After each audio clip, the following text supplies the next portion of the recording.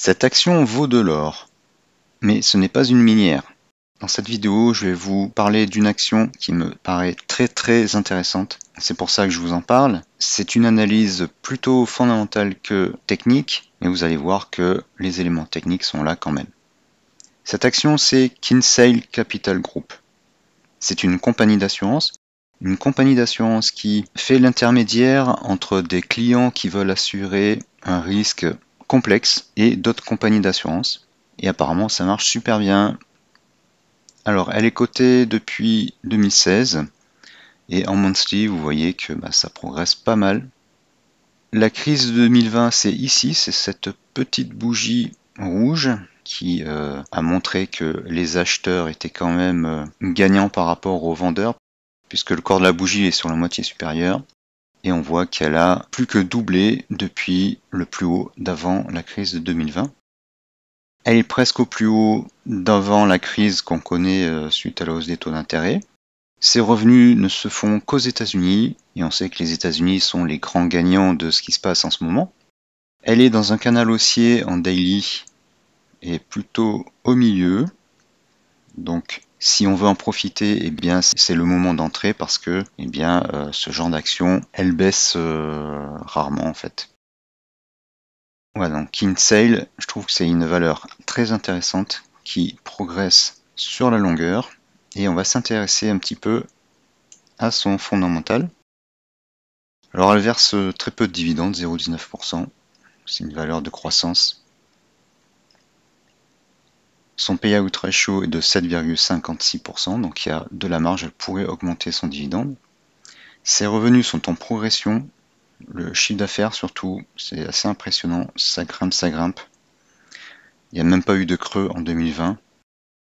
Le résultat, donc qui est en vert, pareil, ça grimpe, même pas de creux en 2020. Une marge de profitabilité de 19%.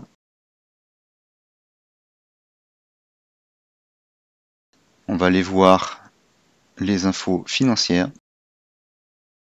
Voilà, donc elle a été créée en 2009.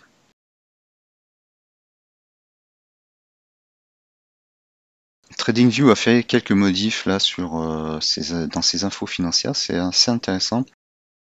On voit des choses assez intéressantes. Donc elle a une profitabilité de 19%, ça c'est bien. La progression de chiffre d'affaires et du revenu, ça on l'a déjà vu. Elle fait des affaires qu'aux États-Unis. Le dividende augmente quand même s'il est faible. Le free cash flow est très intéressant, là c'est la barre du milieu. Très important. La dette est à peine supérieure au cash. Bon, elle s'est quand même endettée dernièrement, mais le free cash flow a progressé. Et les dettes à long terme sont faibles par rapport aux assets, aux actifs.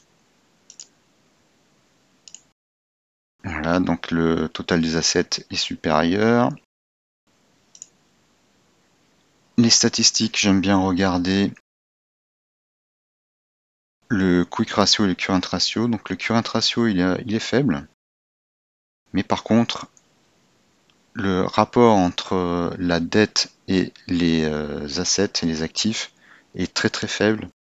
La dette par rapport aux valeurs mobilières est de 0,26, faible également. Et le ratio de dette à long terme, enfin le même ratio mais à long terme, il est du même ordre. C'est très intéressant.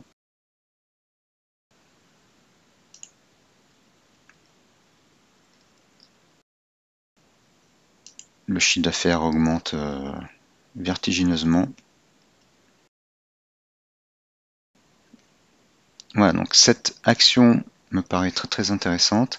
Si vous pouvez entrer dessus, tentez-le, si vous le souhaitez, bien sûr, ce n'est pas un conseil. Mais si, comme moi, vous pensez que cette valeur est intéressante, eh bien, c'est le moment d'entrer, ou peut-être en attendant une petite correction par ici, si les marchés corrigent, mais bon, ça n'a pas l'air d'être parti dans ce sens actuellement. Vous pouvez acheter dans la zone basse de ce canal haussier. Donc la zone basse, c'est par ici. On peut peut-être même la déplacer. Et si jamais elle descend à la faveur d'une correction sur le marché, Comme dit Warren Buffett, c'est quand le marché massacre les bonnes valeurs qu'il faut entrer sur les bonnes valeurs. Donc si jamais elle redescend par là, ça sera une meilleure occasion d'entrer sur cette valeur. Voilà, donc c'est une valeur qui est dans les assurances, qui est très intéressante. En comparaison, vous avez une autre valeur sur, par exemple, du AXA, que j'ai depuis des années en portefeuille, et qui ne dépasse pas, n'a jamais dépassé son plus haut d'avant l'éclatement de la bulle Internet. Elle n'a pas encore dépassé son plus haut d'avant la crise des subprimes. Et elle évolue dans un trading range entre 14 et 30 à peu près. Par contre, AXA verse 6% de dividendes. Donc c'est intéressant de l'acheter dans le bas de son range. Mais elle ne progresse pas comme Kinsale. D'ailleurs, on va comparer avec Kinsale. Alors Kinsale est coté depuis beaucoup plus récemment que AXA, mais la comparaison, elle est sans conteste en faveur de Kinsale, avec plus 1500% par rapport à AXA depuis 2016. Voilà. Soit on a des dividendes de 5%, 5-6% par an, et un capital qui fait du plus ou moins 20%, soit on gagne beaucoup plus avec Kinsale, avec un faible dividende, bien que la personne qui achète, par exemple ici, avec un dividende à l'époque de 0,15%, maintenant son 0,15% il est beaucoup plus important. Ça c'est le concept d'action-obligation de Warren Buffett. Pareil, si vous achetez du Microsoft il y a quelques années, le dividende était faible, mais aujourd'hui, comme Microsoft a beaucoup progressé, le dividende devient intéressant. Voilà, donc j'espère que cette vidéo vous aura plu, que ça vous aura fait connaître une action très intéressante. Surveillez-la et tentez d'entrer à la faveur d'une petite correction sur les marchés, ou maintenant si vous aimez jouer un petit peu, bien que le risque me semble assez faible, à la limite, mettez un stop loss en dessous de ces bougies-là, à environ 276. Si vous voulez assurer vos arrières, vous pouvez aussi vous dire que si jamais elle retombe en dessous de cette ligne de tendance, vous la revendez. Voilà, mais pour l'instant, la tendance est très haussière.